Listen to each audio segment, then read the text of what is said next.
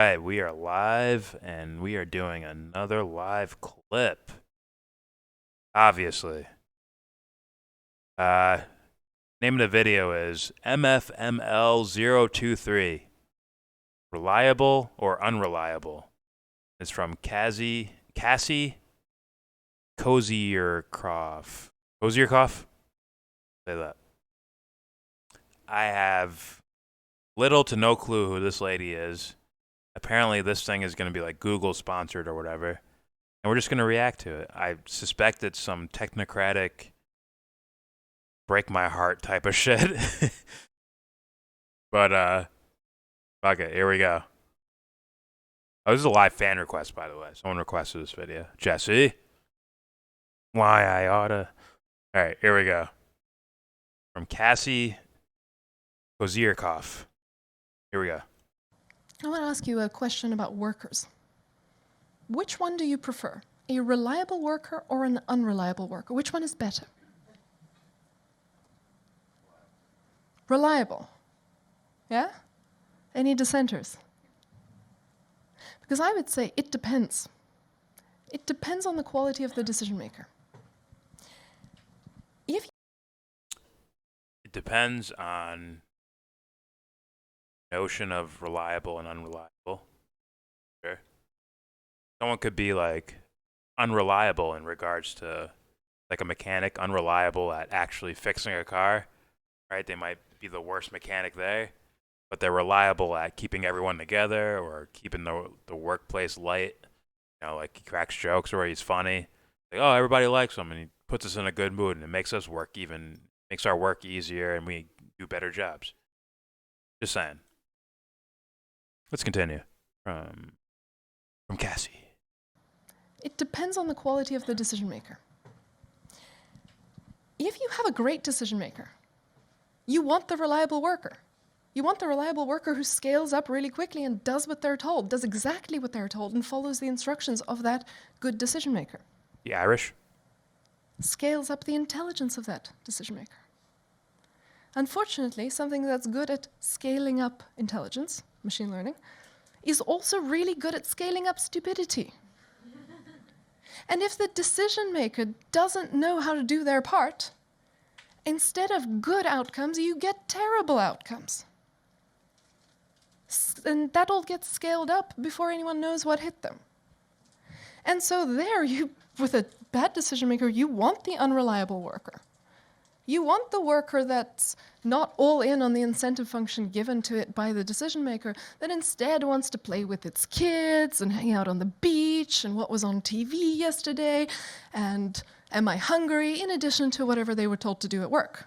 Because all those unreliabilities, all pointing in different ways, people, you,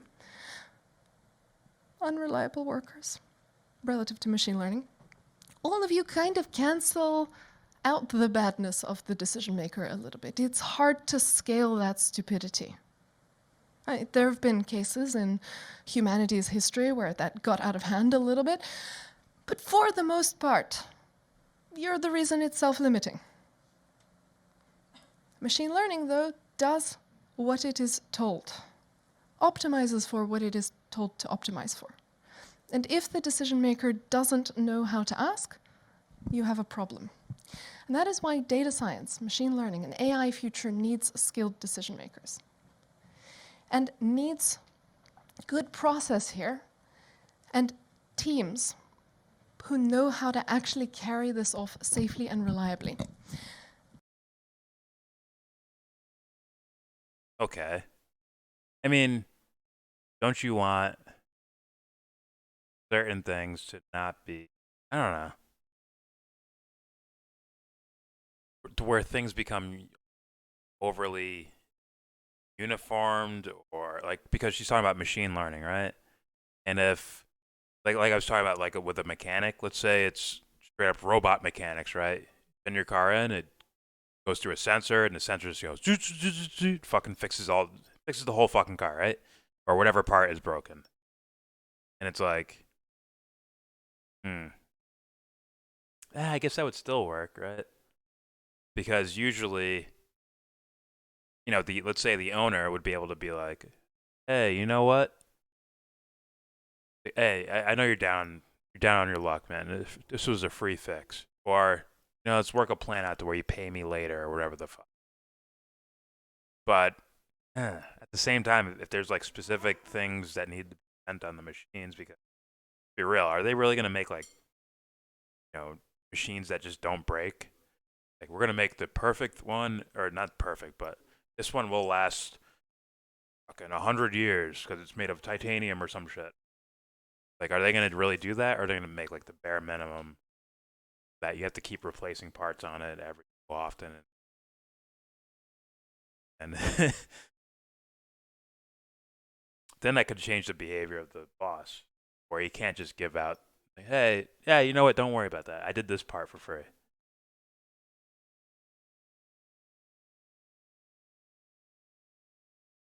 Just things I'm throwing out there. Still trying to get a sense of what like where she's coming from in regards to the you doing this like robots will replace humans in the workplace or these whatever jobs. So we need to automatically like we need to focus on bosses being smart, whatever the fuck. No, it's not a TED talk. I think it's Google talk thingy. Whatever. Here we go. Doesn't know how to ask, you have a problem. And that is why data science, machine learning, and AI future needs skilled decision makers. And needs good process here and teams who know how to actually carry this off safely and reliably. Decision intelligence is about wishing responsibly. And I think of machine learning as a bit of a proliferation of magic lamps. It's never the genie that's dangerous. A genie can be told to do fabulous, lovely things for the benefit of all of humanity. What's dangerous is the unskilled wisher. And not necessarily even the wisher who has some malicious intention. The wisher who doesn't think through what they're asking for. Who thinks it sounded good in their head and I'll ask it and that'll be fine. Okay. So she's kind of putting the something I bring up, like the notion of responsibility. Even though they're not people there anymore, it's still the notion of responsibility when using these things. At first, I thought she was saying something about business, right? The business side of things. Now it seems like she's talking about the like actual functionality of these, right? Right? No matter what happens in regards to, or if these machine things start becoming more and more apparent in the workplace, they're still going to have a boss, right? A boss. And then that boss is going to sort of dictate which direction to go with it. So it's essentially like, here's this new system of thing, but who's going to be at the head of it in regards to decision making, right? Because the boss is going to be telling the robots what exactly to do, as opposed to having people in the workplace to where you can't just fucking tell them what to do. That's interesting.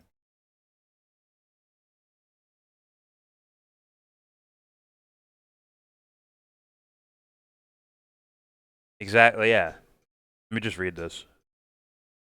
That is a good example you gave. A person lets you pay later. They know you. That is why she is saying people are also good.